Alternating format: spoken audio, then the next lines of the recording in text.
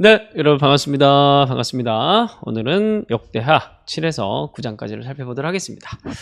네, 어제 주일 잘 보내셨습니까? 또 새로운 한 주 말씀을 통해서 승리할 수 있는 한 주가 되었으면 좋겠습니다. 네, 7, 8, 9 오늘 통독해야 될 본문은 양은 많지 않습니다. 되게 짧아요. 짧고 그리고 구조도 복잡하지 않습니다. 7, 8, 9장 7장은 우리가 앞에 이야기, 지난주 마지막 이야기가 이제 솔로몬이 봉헌 기도를 하는 그런 장면이었죠. 아주 길게 솔로몬의 기도들이 쫙 나와 있었습니다. 그리고 이제 오늘 7장에서는 그 기도에 대한 하나님의 피드백, 하나님께서 기도에 대해서 이렇게 저렇게 이제 응답을 하시는 그런 장면이고, 그리고 8, 9장은 이제서야 솔로몬의 뭐 성전, 뭐 건축 이야기, 그리고 봉헌식 그 긴 이야기, 기도 길게 얘기하고 이제서야 8, 9장에서야 이제 솔로몬의 업적들을 정리를 해서 소개를 합니다. 그리고 이제 솔로몬 얘기가 끝나고 이제 내일부터 분열이 돼요. 이제 분열왕국 이야기가 이제 이어집니다. 자, 이러한 구조의 이야기가 진행된다는 사실 기억하시고 통독을 하시고, 네, 자, 7장 그럼 이제 들어가서 한번 살펴보겠습니다. 7장에 하나님께서 어떻게 솔로몬의 기도에 낙성식에 피드백을 하시는가. 1에 3절을 보시면 1절 보시면 솔로몬이 기도를 마침에 그 기도에 대한 하나님의 피드백. 불이 하늘에서부터 내려와 번제물과 먹을 사르고 하나님의 영광이 성전에 가득하다. 이 말은 무슨 말이냐면 하나님 들으셨다라는 걸 하나님께서 표현해 주시는 겁니다. 가시적인 모습으로.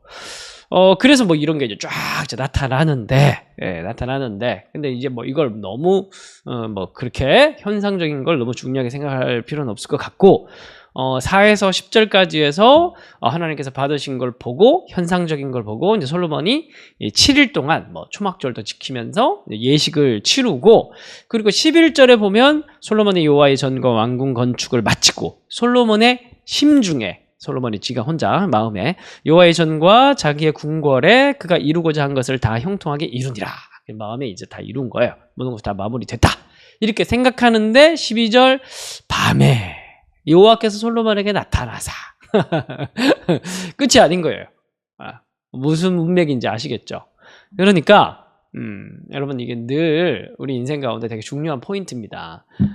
잘 될 때 조심해야 돼요. 잘 나가고 완성되고 뭔가 눈앞에 가시적인 규모들이 나타나고 그로 인해서 우리 마음속에 편안하다. 이제 가시적인 이런 것이 다 됐으니까 이제 끝났다. 끝난 게 아니에요. 그때부터 뭐가 시작됩니까? 진정한 시험이 시작되는 겁니다. 그래서 어제 우리 동그라미 교회도 이제 23주차인가? 그렇게 맞이했는데 어제 쭉 이제 전체 뭐 저희 조모임 뭐 그리고 마치고 또 소그룹 모임 또 주일학교 다음 세대 모임 그리고 뭐 여러 가지 이제 모임들 사진들을 쭉 보면서 혼자 느꼈던 게 이제 약간 전체적인 그러니까 빠짐없이 참 저희 교회는 신기한 게 애기서부터 어르신들까지 골고루 다 있습니다. 물론 이제 30, 40대가 좀 더 많긴 한데 위주긴 한데 골고루 있는 편이에요. 다음 세대도 이제 어느 정도 좀 자리를 잡혀가는 것 같고, 그런 이제 규모적인 분들이 이제 좀 잘 잡혀가는 걸 보면서, 뭔가 마음속에 좀 편안함이 들었습니다. 그럴 때 조심해야 되는 거죠, 사실은. 그럴 때 사실은 조심해야 됩니다. 늘 우리가 중요한 건 뭐냐면, 뭐가 핵심인가? 결국, 우리가 실수하는 것도 마찬가지고, 우리 인생 가운데 길을 잘 가다가 엉뚱한 길로 가는 이유도, 결국에는 끝나지 않았는데 끝났다고 생각하는 것 때문에 문제인 거예요. 그죠? 사실 어떻게 보면은 그때부터가 진정한 싸움이고 시작인데 결국 우리가 놓치지 말아야 될 질문이 뭐냐면 뭐가 핵심인가? 우리 인생 가운데 신앙 가운데 뭐가 핵심인가? 뭐가 본질인가? 결국 본질을 붙드는 싸움이거든요. 결국 이스라엘 백성들이 지금 남유다 사람들이 돌아왔잖아요. 좀 포로기 위한 공동체의 역사를 지금 다시 재조명해 주고 있는 책이 역대기인데 그러니까 결국 망했다가 돌아온 사람들이에요. 잊어버리면 안 되는 거죠. 무엇 때문에 망했나 그걸 잊어버리면 안 되는 거예요. 그래서 7장 12절부터 쭉 이어지는 내용이 뭐냐 하면 12절부터 22절까지가 뭐냐 과연 진짜 중요한 건 뭔가 그걸 하나님께서 마지막으로 한번 짚어주고 솔로몬의 성전 건축 왕궁 건축 건축 이야기가 마무리가 돼요. 이제 12절부터 22절까지 여러분들 통독하실 때 되게 꼼꼼하게 한번 눈여겨보시면서 읽으시면 좋을 것 같아요. 14절 보시면 내 이름을 일컫는 내 백성이 그들의 악한 길을 떠나 스스로 낮추고 기도하여 내 얼굴을 찾으면 내가 하늘에서 듣고 그들의 죄를 사하고 그들의 땅을 고칠 것이다. 한마디로 얘기하면 중요한 건 뭐 솔로몬이 우리가 잡혀가더라도 돌이켜 주시고 뭐 이런 얘기를 포로로 사로잡혀 가더라도 돌이켜 달라는 얘기를 2번에 걸쳐서 반복해서 얘기를 했죠. 거기에 대한 응답인 거예요. 오케이, 돌아오게 해주겠다. 그런데 조건이 있다. 뭐냐 하면 회개하라는 거예요. 응? 진짜 중요한 건 뭐냐면은 회개하는 게 악한 길에서 떠나서 스스로를 낮추고 내 얼굴을 찾는 회개의 자세가 중요하다라는 걸 이제 강조해 주고 있는 겁니다. 이거는 이제 돌아온 사람들에게 하는 말이죠. 돌아온 사람들. 사실 회개라는 것도 하나님께서 회개하게 하셔야 하는 건데, 중요한 건 뭐냐면 하나님께서 기다리고 계시는 게 훨씬 더 중요하고 회개하지 못할 때도 있으니까 이 돌아온 사람들에게 하나님께서 지금 요구를 하시는 거예요, 사실은. 그래서 너희를 돌아왔는데 중요한 건 뭐냐 하면 스스로를 낮추고 내 얼굴을 찾는 그런 겸허한 자세가 중요하다. 그리고 17절 제일 뒤를 보면은 내 율례와 법규를 행하면 지키면 내가 내 나라 왕위를 견고하게 하겠다. 이스라엘 다스릴 자가 내게서 끊어지지 않겠다. 율례와 법도를 지키면. 돌아온 사람들에게 중요한 건 뭐냐면 겸손하게 회개함으로 나가고, 2번째로는 율례와 법도를 지키는, 이것 때문에 너희 조상들을 멸망했으니까 다시는 그런 잘못을 범하지 말라 라는. 그래서 19절 이하부터는 그러나 너희들이 또 그런 역사의 그 잘못된 방식들을 반복하면 또 잘못된 역사는 반복될 것이다. 망하게 될 것이다. 이제 그 얘기를 하나님께서 해주시면서 마무리가 되는 게 7장의 마무리입니다. 그래서 여러분들 오늘 말씀을 읽으면서 좀 잘 적용을 해야 되겠죠. 그래서 눈앞에 보이는 화려한 그런 것들보다 훨씬 더 중요한 건 뭐냐면은 가장 중요한 본질, 하나 앞에 겸손하게 늘 중심을 놓치지 않는 것, 율례와 법도를 지키는 것, 무엇이 본질이고 무엇이 핵심인가, 그걸 늘 기억하는 게 굉장히 중요한 성도로서의 자세다라는 걸 오늘 말씀 통해서 배울 수가 있습니다.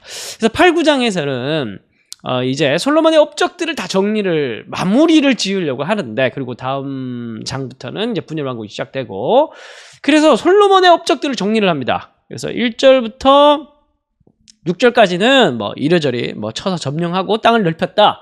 그리고 7절부터 10절까지에서는 그의 권세, 그래서 뭐 감독하는 자가 얼마고 뭐 이런저런 규모적인 부분들을 또 뭐 얘기를 하고, 그다음에 11절부터 18절까지는 솔로몬의 경건에 대해서 얘기를 하는데, 좀 독특한 부분이 11절에 이집트의 파라오의 딸을 데리고 와서 아내로 삼은 얘기를 합니다. 그러면서 별궁을 건축했다. 그 보고를 하면서 솔로몬이 뭐라고 얘기를 하냐면, 내 아내가 이스라엘 왕 다윗의 왕궁에 살지 못하리니 내가 별궁을 지어야겠다, 이렇게 얘기를 한 장면이 나옵니다. 그러니까 이 본문은 나쁘게 표현하지 않아요.